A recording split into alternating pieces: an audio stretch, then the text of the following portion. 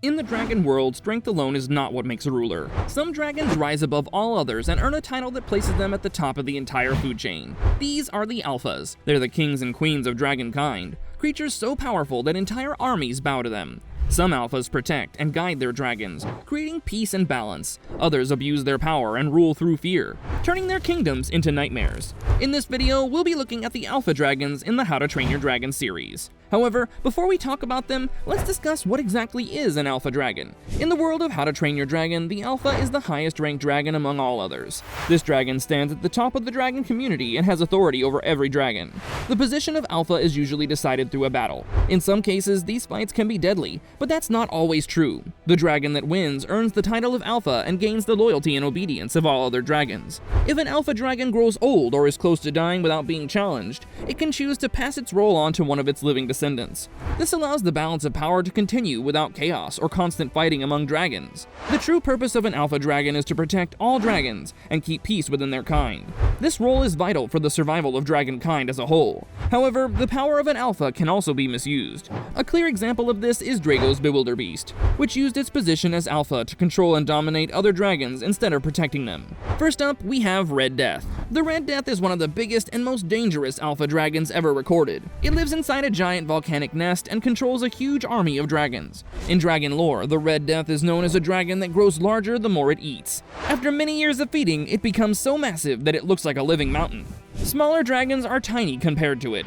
Its wings are wide enough to cover the sky. Its body is covered in thick armor-like scales, and its strength allows it to crush almost anything in its path. When the Burkians first settled on Berk, the Red Death saw them as the perfect food source. She ordered her dragons to raid the village again and again for livestock and supplies. This started a war that lasted for generations. The Vikings believed dragons attacked for no reason, never knowing they were being forced by an alpha hiding deep inside a nest. The Red Death ruled through hunger and fear. During one feeding, she even ate a dragon that brought too little food. When humans entered her lair, she tried to devour them as well, but chaos broke out and the battle began. The Burkians eventually followed Toothless to her nest and forced the Red Death to fight directly.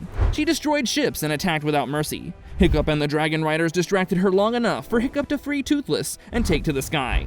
They lured the giant dragon into the clouds and damaged her wings while dodging her fire. In her rage, she filled the sky with flames, but Hiccup and Toothless turned her own fire against her, causing a massive explosion inside her mouth. With her wings torn apart, she crashed into the ground at full speed. The explosion ended her reign, but her final strike knocked Hiccup into the fire and cost him part of his leg.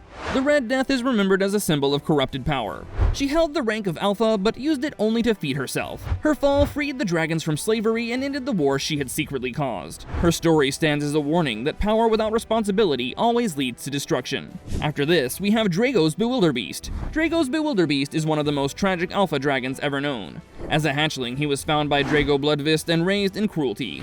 Instead of care, he was trained through pain, so he could one day defeat Valka Bewilderbeast. His entire life was built around war. To Drago, the dragon was not a living creature, but a weapon. Years of abuse filled the Bewilderbeast with anger and suffering, shaping him into a violent and broken alpha.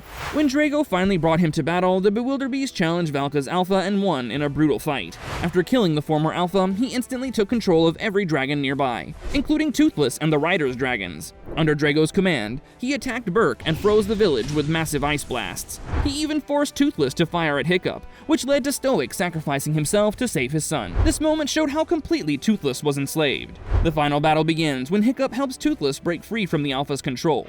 Toothless challenges the Bewilderbeast and refuses to submit. As Toothless roars in defiance, the other dragons slowly regain their will and turn against Drago's alpha. After being struck by a storm of dragon fire, the Bewilderbeast is defeated and retreats with Drago into the ocean. Physically, this Bewilderbeast looks darker, scarred, and more menacing than Valka's. His long tusk-like horns are chained to Drago's ships, and his body shows signs of years of harsh treatment. His personality is shaped by pain. He's filled with rage and grief, yet he still seeks Drago's approval because fear has been carved into him since birth. Later, after escaping control and living in the hidden world, his behavior changes. Away from abuse, he slowly becomes calmer and accepts Toothless as the true alpha. His story is a tragic reminder that monsters are sometimes created by cruelty, not born that way. Next up, we have Valka Bewilderbeast. You might think that since he's a Bewilderbeast, he might be the same as Drago's, but things are different here. Valka's Bewilderbeast was one of the most noble and respected alphas ever known. For many years, he ruled over a hidden ice sanctuary where dragons could live in safety away from hunters. He was enormous in size, with a snowy white body and tusk-like horns, yet his personality was calm and gentle. Instead of ruling through fear, he ruled through trust. Dragons followed him willingly because they felt protected in his presence. The sanctuary itself existed because of him. Using his powerful ice breath, he shaped glaciers, caves, and frozen walls that acted as shields around the nest. This created a peaceful kingdom, where dragons of all species could live together. Even baby dragons were comfortable playing near his face, showing how safe they felt around him. He also provided food for the dragons and welcomed rescued dragons without hesitation. Under his rule, the sanctuary became a true haven. At some point in the past, he met Valka and formed a strong bond with her. Together, they saved dragons from hunters and brought them back to the sanctuary. Valka treated him with deep respect, bowing to him as a true king. He did not control dragons with hypnosis, even though he had the power to. His loyalty was earned through compassion and fairness, making him the ideal alpha. His reign came to a tragic end when Drago's Bewilderbeast arrived to challenge him. Two giants clashed in a brutal battle. Valka's alpha fought with honor, warning his enemy before striking, but Drago's dragon fought with cruelty and surprise. He was eventually overpowered and killed, and the dragons fell under Drago's control. Even after his death, Valka's Bewilderbeast was remembered as a symbol of peace and rightful leadership. His sanctuary and his kindness shaped the future of dragonkind. His legacy lived on when Toothless later defeated the Dark Alpha and restored the meaning of a true protector. Lastly, we have the Forever Wing. The Forever Wing is one of the oldest and most ancient dragons ever known. It's so massive that it looks more like a part of the landscape than a living creature. Entire forests and ecosystems grow on its back, making it seem like a walking mountain. Because of its age and size, the Forever Wing is considered an alpha-level dragon that represents nature itself. Unlike aggressive alphas that fight for control, the Forever Wing is calm and peaceful. It rarely moves and spends most of its time resting, allowing plants and small creatures to live safely on its body. Many dragons respect the Forever Wing and treat it as a sacred being. Its presence creates balance in its environment, and it acts more like a guardian of nature than a ruler. The Forever Wing does not dominate other dragons through fear. Instead, it commands respect simply because of its ancient power and wisdom. Its thick hide is nearly impossible to damage, and its strength is beyond imagination, yet it chooses not to use that power for destruction.